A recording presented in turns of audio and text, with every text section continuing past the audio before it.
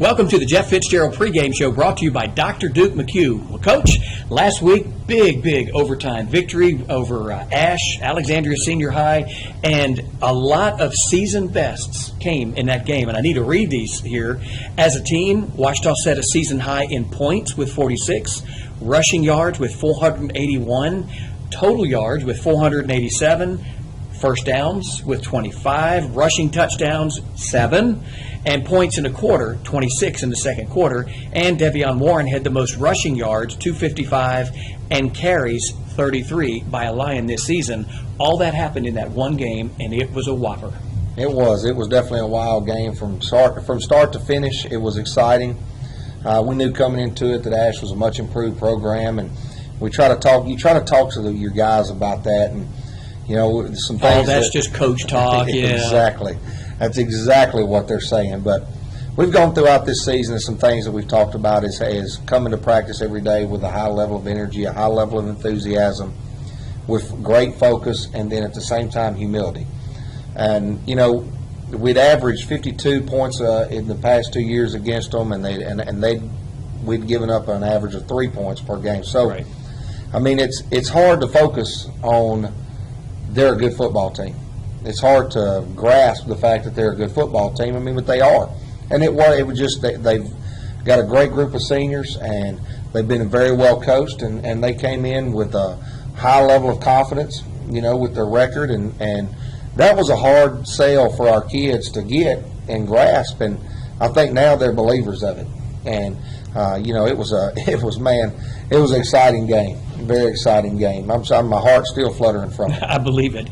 We saw several Lions, go down for short periods, maybe cramps, and just wanted to see how you came out of that game injury-wise. Injury-wise, we came out of it fine. We actually will pick up a couple of guys this week, and so that'll be good for our team. And one of the funny things is we kept asking ourselves, man, why is Devion cramping? What's wrong with him? Well, heck, that son of a gun was toting the load for a while. He did 33 carries, yeah. Yeah, so. But he had a big game. Gabe had a big game, and and then Gabe's little brother Chris had a big game. First start, most snaps he's ever taken in a game. Made a lot of plays, and then he fit that style of play as well. So and the big play at the end, the pick, huge in overtime, no doubt. And that's 2 weeks in a row that offensively we didn't let the defense down. Defensively we didn't let the offense down, and we came together as a team. And that's been huge, the confidence that our kids have in one another, not just in the ability of the team, but the confidence that they have in each other is huge,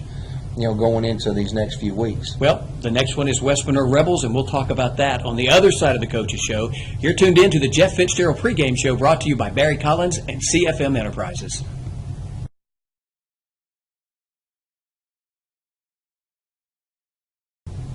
Welcome back to the Jeff Fitzgerald pregame show brought to you by Slagle McGuffey and Remax Realty. Well, Coach, it's the West Monroe Rebels, the 3rd district game on your schedule, and they're undefeated. But before we talk about the undefeated, you went to an undefeated North Webster, took care of business. You had 2 4-1 teams that were on winning streaks that come in. Your Lions took care of business.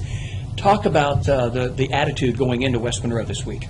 I mean, we're taking everything 1 week at a time, regardless of who we play. But obviously, it's a local team, a team that we don't have to say anything to get fired up for. We don't have to do anything special to get fired up for these guys.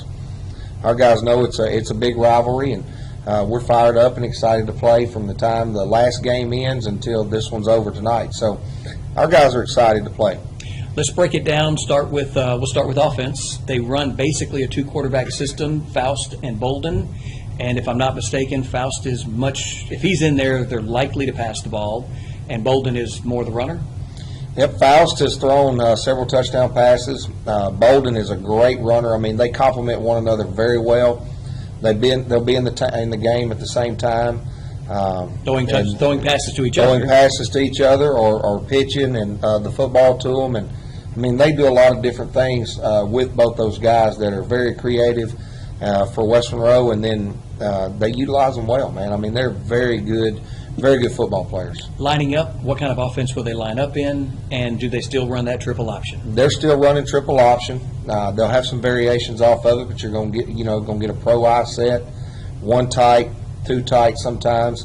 And then Trey Coleman, their tailback, is another phenomenal talent. So they've got some ability out on the field that is tough to defend. And then, when you throw in their great ground attack that they have with their triple option, you add to it the Norris kid that can fly. Leading receiver, and shoot, I think they've hit more people with the pass this year than they have actually the run. But, obviously it's the run that sets up that pass for them. But, man, he has done a great job of spreading the ball around to a lot of different playmakers. Let's flip it over to the other side. Defensively, what do they run? We know those linebackers, especially Gillette, is one of the biggest guys there. One of the most, leading tacklers. But talk to us about the defense. Man, they've got Leighton Garnett, one defensive end, Dennis Collins at another defensive end, and both those guys are what I'd call manimals. They're big men. They play like animals. They're very violent football players, very good. Matthew Peel, an outside linebacker, is another kid that's a great player. He's very, very active in their defensive scheme. And they get after it, man. They play extremely hard. They pursue the ball very well. Not that there's a weakness, but are they more susceptible to the run, to the pass?